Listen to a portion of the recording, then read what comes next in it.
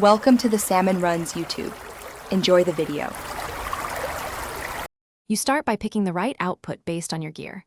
The console sends audio over HDMI by default, so choose an adapter if you need analog. Once decided, plug the HDMI into your TV or receiver so the Series S has a clear audio path. Make sure controller firmware and system updates are current so accessory support works. If using headset via controller, attach the 3.5mm or USB adapter now. If using external DAC or transmitter, connect it to the console or TV. You now tell the Xbox how to send sound. Go to Settings, General Volume and Audio Output, and pick the output matching your connection.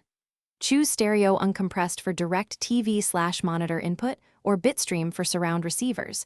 If using an optical adapter, select optical. Once set, fine-tune party chat and game audio balance so voice and game mix correctly. Make sure the controller headset properties reflect your device. If levels sound off, increase the headset volume and confirm the accessory is recognized. You finish by testing audio while in a game and in party chat to confirm both streams work. If you hear nothing, make sure cables are seated, TV input pass-through or ARC is enabled, and any adapter has power.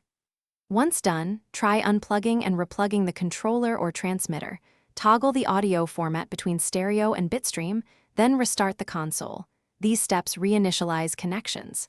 If problems persist, update accessory firmware or swap cables to isolate the faulty component. Thanks for watching. Consider subscribing if we helped you.